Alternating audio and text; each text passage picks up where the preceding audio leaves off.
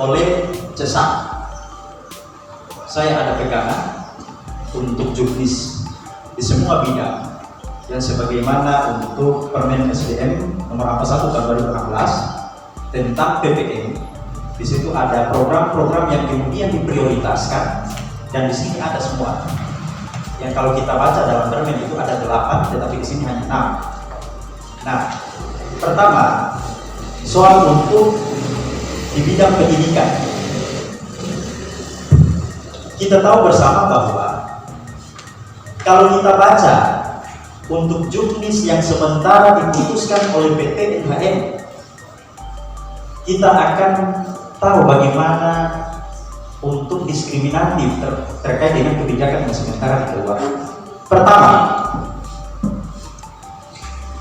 calon penerima bantuan pendidikan itu bagi mahasiswa yang meskipun dia orang kaum malefut, tetapi kalau misalnya untuk orang tuanya PNS, kemudian juga untuk pekerja tambang, itu tidak akan diberikan. Itu salah satu masalah yang sangat krusial dalam juknis untuk bantuan pendidikan. Itu pertama. Kedua, mahasiswa untuk penerima bidik misi di kampus yang merupakan adalah kebijakan Kementerian Pendidikan kemudian dikaitkan dengan kebijakan PT NHM, sehingga tidak diberikan juga yang bagi mahasiswa untuk penerima bidik misi.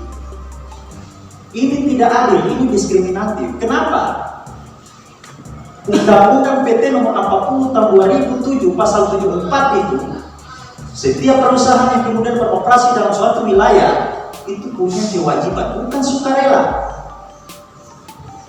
Jadi semua untuk masyarakat lingkar tambang itu harus berhak untuk mendapatkan, baik itu dia punya orang tua PNS, kemudian dia orang tua punya untuk pekerjaan misalnya di tambang dan lain sebagainya. Tidak bisa untuk dibeda-bedakan. Jadi harus merata. Kemudian untuk soal ada dua model kebijakan yang sementara dikeluarkan, jadi bantuan pendidikan dan beasiswa prestasi.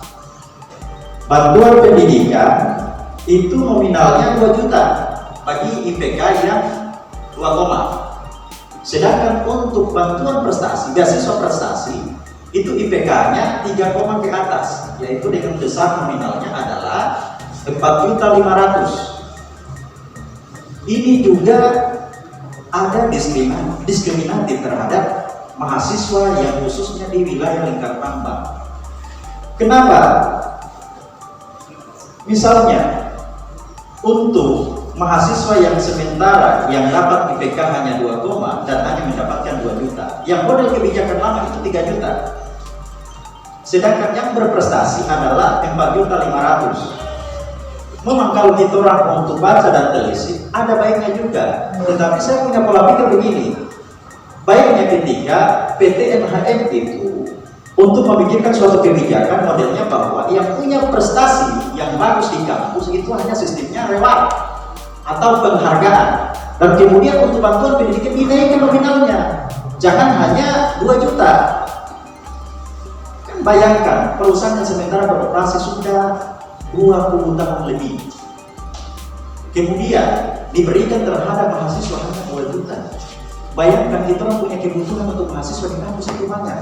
Uang kos saja sekarang kalau di Manado, saya khususnya di Manado itu 1 bulan 750, itu saya punya.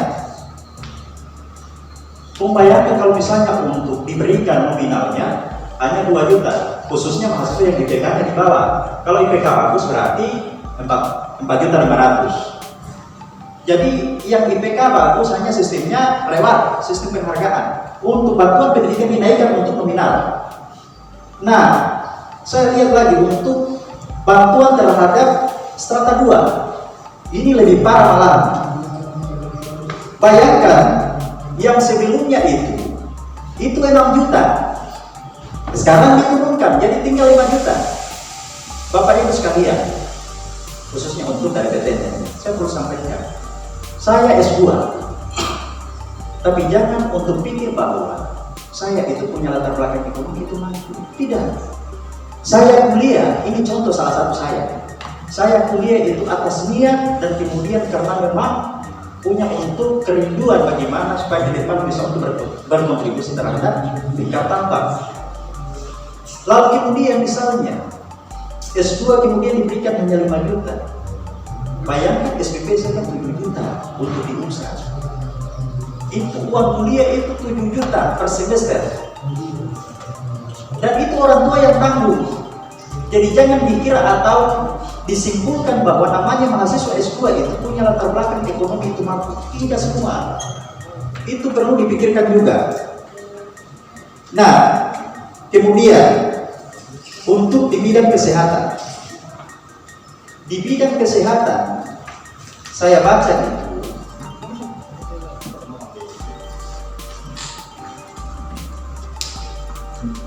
diprioritaskan hanya pada untuk kader posyandu dan hukum. Ini bagus juga.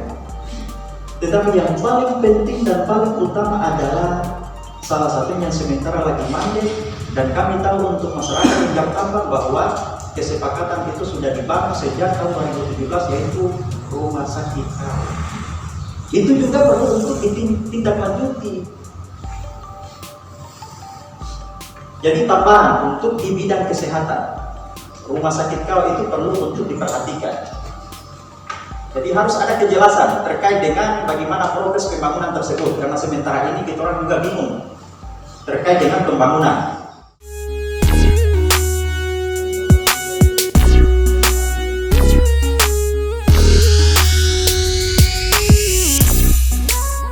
Karena yang pastinya kali ini kita sudah tahu problemnya seperti apa yang sudah disampaikan oleh kawan-kawan. Namun di sini saya cuma memberikan kalau bisa dari pihak sesar dulu untuk bagaimana setrika ini supaya di situ baru kita melanjutkan diskusi. Karena saya sudah jelas pastinya kawan-kawan telah memberikan aspirasi atau keresahan mahasiswa yang terkabang. Jadi mungkin hari ini diberikan kesempatan dulu kepada pihak sesar. Bagaimana kita melihat kecerdasan intelektual mereka seperti apa sehingga melahirkan satu pendidikan itu Selamat pagi. Pagi. Di pos apa ini? Rustam Munawar. Kalau di CSA bagian apa? Saya superintenden hubungan masyarakat. Hubungan masyarakat kan? Kalau tidak salah hari ini ada hearing dengan mahasiswa Lingkatang. Iya. Soal apa itu? Berdasarkan tuntutan itu kan menyangkut dengan persoalan juknis. Soal apa? Juknis menyangkut dengan persoalan juknis. Arahnya adalah dana pendidikan dan beasiswa. Memangnya dana pendidikan ada bermasalah kan? Persoalan tahapan proses juknis ini kan dilakukan sangat luar biasa sebenarnya. Iya. Lalu konsultasi dengan mahasiswa kemarin juga kita lakukan konsultasi dengan rektor dan lain-lain sampai pada tingkat melahirkan itu juknis.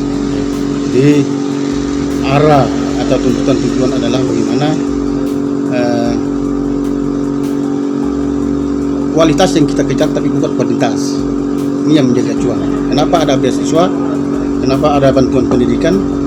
Nah, ini kita sudah pertimbangkan sampai pada tingkat kenapa ada bantuan pendidikan. Tujuan bantuan pendidikan itu bagi orang yang tidak mencapai IP yang sudah ditetapkan. Kalau eksakta 3,00 dan eksakta itu 3,25 ya. Mungkin seperti itu. Kalaupun dibawa dari IPK 3, itu bantuan seperti apa? Masuk pada bantuan dana pendidikan. Dana pendidikan. Kalau di atas dari 3, beasiswa. beasiswa. Ya. Kira-kira berapa jumlah mahasiswa yang ada di sana, Pak? Diperkirakan sekitar 2.000 lebih.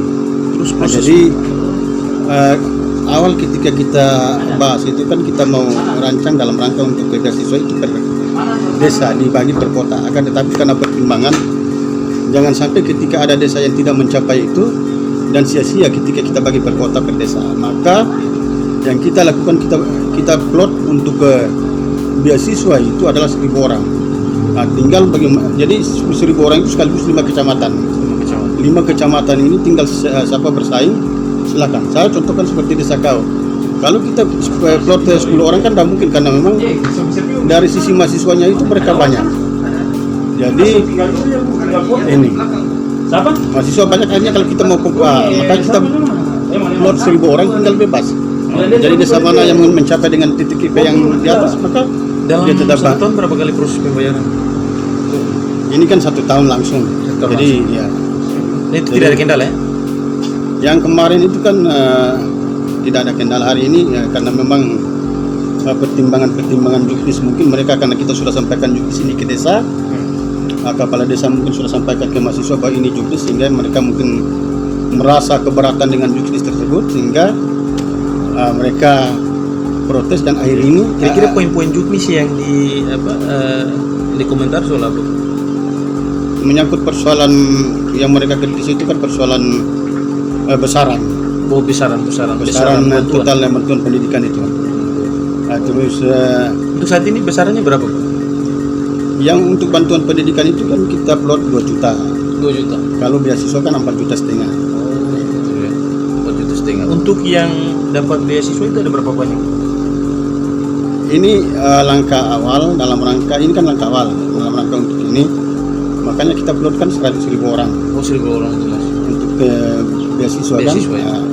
Yang sisanya 1.000 itu kalau tidak mencapai IP, maka itu dia di bawah 2 juta. Oh iya, seperti itu. Berarti untuk beasiswa sendiri belum jalan ya? Belum jalan. Beasiswa Eksekusi sendiri anggarannya ya. belum, ya? Baru dalam proses perencanaan ini. Dalam proses perencanaan. Siap. Untuk bantuan sudah jalan ya? Bantuan itu sudah jalan dari kemarin. Makanya yang dulu itu kan kemungkinan karena memang itu 3 juta kita turunkan 2 juta, akhirnya kan ada kritikan. Mereka mau samakan dengan kemarin yang 3 juta. Kan dulu kan 3 juta. Ya. Yang Apakah kan semua kembali. mahasiswa yang ada di Lingkar Tampang protes soal ini, Pak? Saya tidak terlalu tahu juga, akan tetapi ya kemarin kan mereka sudah minta hearing, akan tetapi karena mungkin belum ada kesempatan untuk kita bertemu, akhirnya kan hari ini kita Sebelum sudah pernah hearing, Pak, soal ini? kita sudah pernah hearing. Kita Kapan punya itu? karena gini, kita di sana saya humas dan kita kan punya divisi-divisi. Jadi ada divisi tentang persoalan pendidikan, kesehatan, terus pengembangan ekonomi, pertanian dan lain-lain. Sampai tingkat itu. Termasuk salah satu keputusan itu kan rumah sakit.